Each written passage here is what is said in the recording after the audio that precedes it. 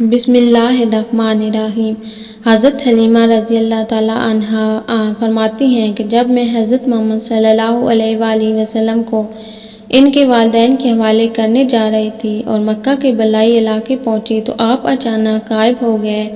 میں حواس باختہ ہو گئی۔ حلیمہ سعدیہ فرماتی ہیں کہ میں پریشانی کی حالت میں مکہ پہنچی۔ آپ کے دادا عبد المطلب کے پاس پہنچتے ہی میں نے کہا، میں آج رات محمد صلی اللہ علیہ وآلہ وسلم کو لے کر آ رہی تھی۔ جب میں بالائی علاقے میں پہنچی تو وہ اچانک کہیں گم ہو گئے۔ اب خدا کی قسم میں نہیں جانتی وہ کہاں ہیں۔ عبد المطلب یہ سن کر فوراً کعبہ کے پاس کھڑے ہو گئے۔ انہوں نے آپ کے مل جانے کے لیے دعا کی، پھر آپ کی تلاش میں روانہ ہو گئے۔ اس کے ساتھ ورقہ بن نوفل بھی تھے۔ غرض دونوں تلاش کرتے تہامہ کی وادی میں پہنچے۔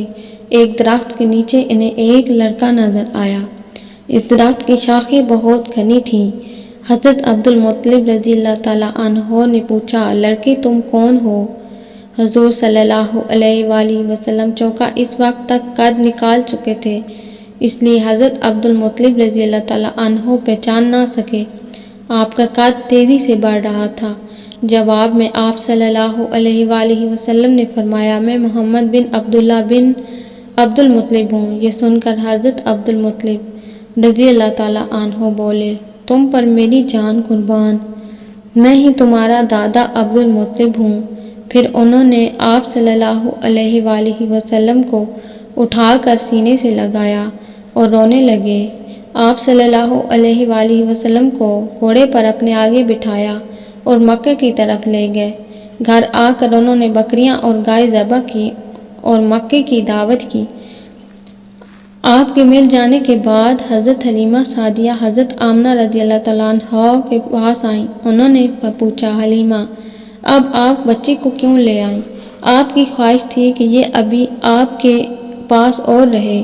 انہوں نے جواب دیا، یہ اب بڑے ہو گئے ہیں اور اللہ کی قسم میں اپنی ذمہ داری پوری کر چکی ہوں۔ میں خوف محسوس کرتی رہتی ہوں کہ کہیں انہیں کوئی حادثہ پیش نہ آ جائے۔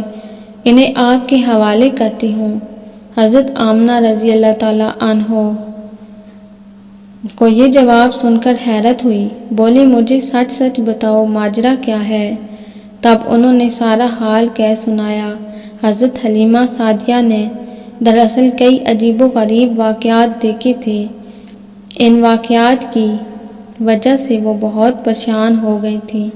پھر سینہ مبارک چاک کیے جانے والا واقعہ پیش آیا تو وہ آپ کو فوری طور پر واپس کرنے مجبور ہو گئیں۔ وہ چند واقعات حضرت حلیمہ سعدیہ رضی اللہ تعالیٰ عنہا اس طرح بیان کرتی ہیں۔ ایک مرتبہ یہودیوں کی ایک جماعت میرے پاس سے گزری۔ یہ لوگ آسمانی کتاب توریت کو ماننے کا دعویٰ کرتے تھے۔ میں نے ان سے کہا، کیا لوگ میرے اس بیٹے کے بارے میں کچھ بتا سکتے ہیں؟ ساتھ ہی میں نے حضور صلی اللہ علیہ وآلہ وسلم کی پیدائش کے بارے میں انہیں تفصیلات سنائیں۔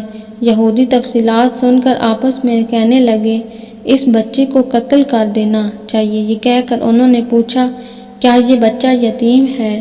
میں نے ان کی بات سن لی تھی کہ وہ ان کے قتل کا ارادہ کر رہے ہیں، تو میں نے جلدی سے اپنے شوہر کی طرف اشارہ کرتے ہوئے کہا، نہیں، اس بچے کے باپ ہیں۔ تب انہوں نے کہا، اگر یہ بچہ یتیم ہوتا تو ہم ضرور اسے قتل کر دیتے۔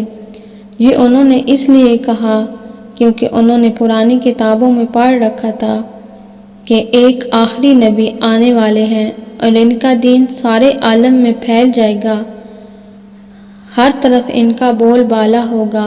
ان کی پیدائش اور بچپن کی یہ علامات ہوں گی اور یہ کہ وہ یتیم ہوں گے۔ اب چونکہ ان سے حلیمہ سعدیہ نے یہ کہہ دیا کہ یہ بچہ یتیم نہیں ہے تو انہوں نے خیال کر لیا کہ یہ وہ بچہ نہیں ہے۔ اس طرح انہوں نے بچے کو قتل کرنے کا ارادہ ترک کر دیا۔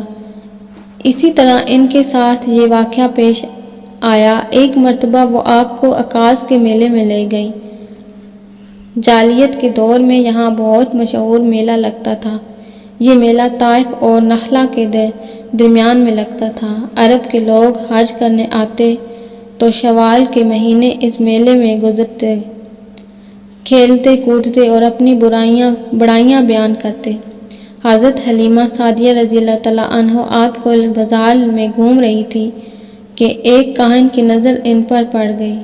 اسے آپ میں نبوت کی علامات نظر آ گئیں۔ اس نے پکار کر کہا، لوگو، اس بچے کو مار ڈالو۔ حضرت حلیمہ رضی اللہ تعالیٰ عنہ اس کاہن کی بات سن کر گھبرا گئیں اور جلدی سے وہاں سے سرک گئی۔ اس طرح اللہ تعالیٰ نے آپ صلی اللہ علیہ وآلہ وسلم کی حفاظت فرمائی۔ میلے میں موجود لوگوں نے کاہن کی آواز سن کر ادھر ادھر دیکھا کہ کہیں بچے کو قتل کرنے کے لیے کہا گیا تھا، مگر انہیں وہاں کوئی بچہ نظر نہیں آیا۔ اب لوگوں نے کاہن سے پوچھا، کیا بات ہے؟ آپ کس بچے کو مار ڈالنے کے لیے کہہ رہے ہیں؟ اس نے ان لوگوں کو بتایا کہ میں نے ابھی ایک لڑکی کو دیکھا ہے، معبودوں کی قسم وہ تمہارے دین کے ماننے والوں کو قتل کرے گا، تمہارے بتوں کو توڑ دے گا اور وہ تم سب پر غالب آئے گا۔ یہ سن کر لوگ آپ صلی اللہ علیہ وآلہ وسلم کی تلاش میں ادھر ادھر دوڑے لیکن ناکام رہے۔ حضرت حلیمہ سعدیہ رضی اللہ تعالیٰ عنہ آپ صلی اللہ علیہ وآلہ وسلم کو لیے واپس آ رہی تھی کہ ذوالحجاج میں ان کا گزر ہوا۔ یہاں بھی میلہ لگا ہوا تھا۔ اس بازار میں ایک نجومی تھا، لوگ اس کے پاس اپنے بچوں کو لے کر آتے تھے۔ وہ بچوں کو دیکھ کر ان کی قسمت کے بارے میں اندازہ لگایا کرتا تھا۔ حضرت حلیمہ سعدیہ رضی اللہ تعالیٰ عنہ اس کے نزدیک سے گزری تو نجومی کی نظر حضور اکرم صلی اللہ علیہ وآلہ وسلم پر پڑی۔ نجومی کو آپ صلی اللہ علیہ وآلہ وسلم کی مہر نبوت نظر آ گئی اور ساتھ ہی آپ صلی اللہ علیہ وآلہ وسلم کے آنکھوں کی خاص سرخی اور نے دیکھ لی۔ وہ چلا اٹھا، اے عرب کے لوگوں، اس لڑکی کو قتل کر دو، یہ یقیناً تمہارے دین کے ماننے والوں کو قتل کرے گا، تمہارے بتوں کو توڑے گا اور تم پر غالب آئے گا۔ یہ کہتے ہوئے وہ آپ کی طرف جھپٹا، لیکن اس وقت وہ پاگل ہو گیا اور اسی پاگل پن میں مر گیا۔ ایک اور واقعہ سیرت ابن ہشام میں ہے کہ حبشہ کی ایک جماعت حضور اکرم صلی اللہ علیہ وآلہ وسلم کے پاس سے گزری۔ اس وقت آپ صلی اللہ علیہ وآلہ وسلم حلیمہ سعدیہ رضی اللہ تعالیٰ عنہ کے ساتھ تھے اور وہ آپ کو آپ کی والدہ کے حوالے کرنے جا رہی تھیں۔ ان عیسائیوں نے آپ صلی اللہ علیہ وآلہ وسلم کے مونڈوں کے درمیان مہر نبوت کو دیکھا اور آپ صلی اللہ علیہ وآلہ وسلم کی آنکھوں کی سرخی کو بھی دیکھ لیا۔ انہوں نے حلیمہ سعدیہ رضی اللہ تعالیٰ عنہ سے پوچھا کہ اس بچے کی آنکھوں میں کوئی تکلیف ہے؟ انہوں نے جواب دیا، کہا نہیں، کوئی تکلیف نہیں، یہ سرخی تو ان کی آنکھوں میں قدرتی ہے۔ ان عیسائیوں نے کہا، تب اس بچے کو ہمارے حوالے کر دو، ہم اسے اپنے ملک لے جائیں گے۔ یہ بچہ پیغمبر اور بڑی شان والا ہے، اس بارے میں سب کچھ جانتے ہیں۔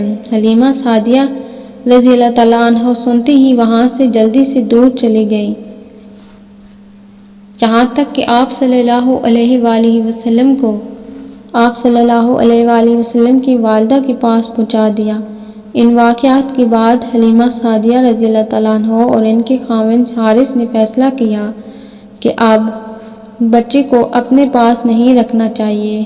جب حضرت حلیمہ سعدیہ رضی اللہ تعالیٰ عنہ نے آپ صلی اللہ علیہ وآلہ وسلم کو حضرت آمنہ رضی اللہ تعالیٰ عنہ کے حوالے کر دیا تو اس وقت آپ صلی اللہ علیہ وآلہ وسلم کی عمر مبارک 6 سال تھی۔ ایک روایت ملتی ہے کہ اس وقت عمر مبارک 5 سال تھی، ایک تیسری روایت کے مطابق عمر مبارک 6 سال ہو چکی تھی۔